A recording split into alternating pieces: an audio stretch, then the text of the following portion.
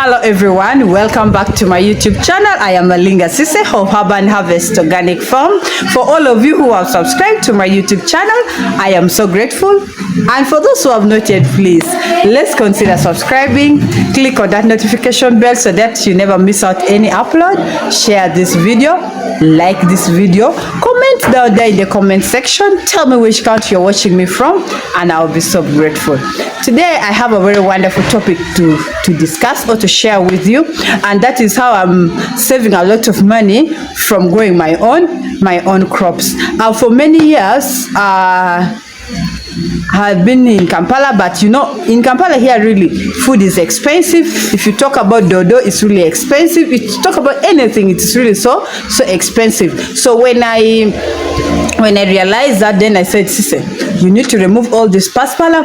We no longer need the flowers. Start growing your own food right away. So that is what I decided to do, and that is how I started growing my own food. And not only that, at the end of the day, you find that my children have to eat, my family have to eat. So I said, no, let me remove the flowers, the paspalam. As you can even see, my compound is mostly covered by pavers, of which even at sometimes I regret I would have not put this pavers. I would just leave a very small pathway for the car and the whole place be covered with food. So please, I want us today to stay tuned till the end, and we share and discuss why I'm doing this. And then another thing, today we have a new guest, so she can say hi to all of you and you can continue. So please. Hi, I am called Adeka Melissa. I am in primary 5. I go to home is Darlene, and this is my mom. And my mom today has a topic. She has been growing her crops in a small garden in her home, so stay tuned. Okay, thank you so much, Melissa. So please, as she has said, let's stay tuned till the end and we shall be grateful. Bye.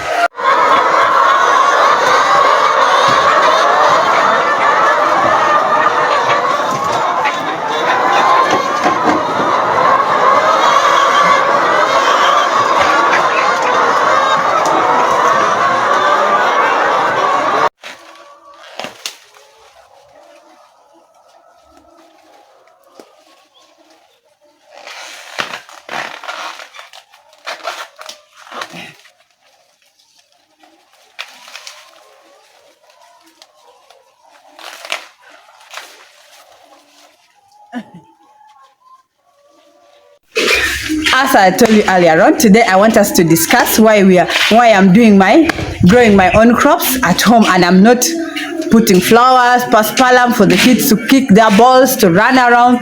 I said no. At the end of the day, we shall need to eat food. At the end of the day, food in Kampala is expensive. You see, you can go to the market, but for you to feed a family, you need at least 10,000 and above to buy these vegetables. So I said, the little piece of land I have, why don't I use it to grow my own food? Since I am a farmer and I grew up from a family where my parents used to do farming, I cannot do it. I cannot just sit and see flowers and paspalam in my compound. And so I just decided one day I start growing my own food. And the beauty about it is, you see these children, when we make them stay within the city like this or in the town areas like this, they grow up when they don't know even how a maize plant look like, cassava plant look like, but greens. But you see that here, me at home, you find that these children, they know all these things, because you find that I have cassava I'm growing at home, I have sweet potatoes I'm growing, I have all the types of greens that we have in our area there back in the northern part of Uganda. I have all of them. You talk about malakwang, I don't know it in English, but I have it.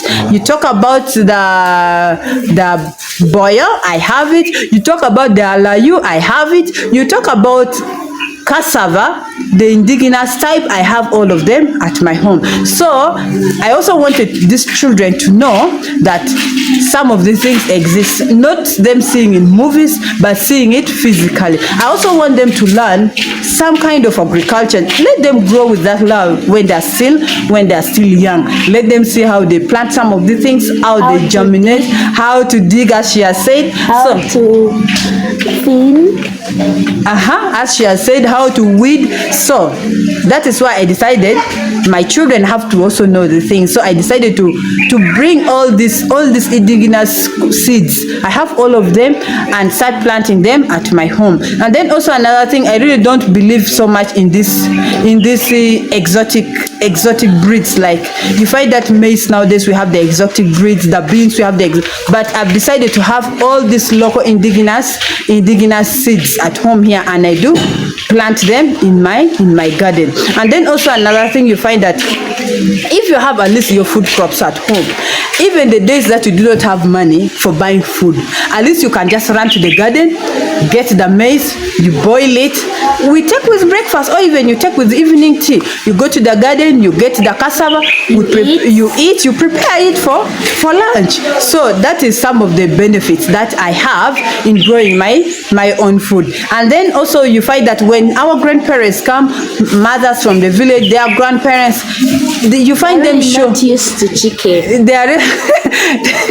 They show them how you can do some of these things. So it also creates that bond of grandmother teaching the children, teaching the grandchildren how to do agriculture. And as we know that agriculture is the backbone of Africa, so every African child should learn how to do agriculture, much as they are in town or in the city, or much as they are inside the gate, that like the way we are, but still they should learn how to do this. They should learn agriculture, and they should know that for you to go in the garden and dig, it's not a punishment, or it is not for the poor, but it is for everyone. It is a normal thing. Anyone can go to the garden and dig, anyone can go and weed, anyone can prune. So it is not something that they should grow up thinking it is a punishment. It's for the poor people, it's for people who live in the village. They should also know that even if you're in town, you can use the small space you have for doing this, and it is a normal thing. And that is why I decided that I should grow my own food. If you talk of a nursery bed, you also find that these children don't know what a nursery bed is. They learn from school, but they have never seen a nursery bed. They know some of these seeds that are grown in a nursery bed, but some of them have never seen them. Some of them even have never seen how a nursery bed must be set up. So that is why I said, okay, let me try to do these things from home, so that my children do not get difficulties in seeing these things, or they should not just hear from the teachers, or they should not just see in the movies. So I decided, you know what, I have to have this thing from my home. And the fact that I have water at home, you find that even during the dry seasons, I always have the vegetables, I always have the maize, all my things are always green, because I always water them every morning and every evening. Even if during the dry season, when the food is expensive, when the cabbages, the eggplants, the greens, the malakwang are very expensive, you find that for me, I have them at my home. The little space that I have, I am really using it profitably. So that's why I said, okay, let's do this from home.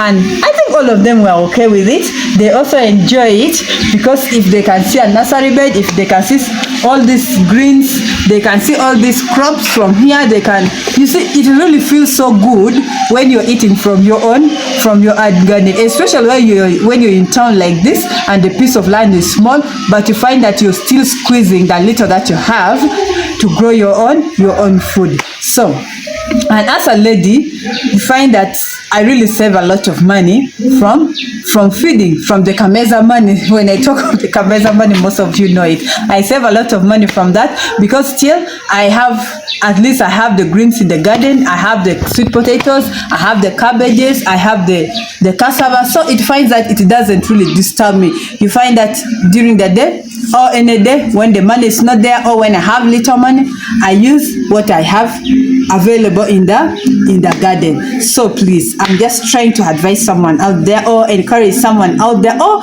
inspire anyone out there, especially the sitting-home mothers, or even not sitting-home mothers alone, those ones who are even working. You can even still grow your own food. Even these workers that you have at your home, the maids, the gates, the chamber boys, you can instruct them and they do for you the things from home. Let home not be only for flowers or paspalam.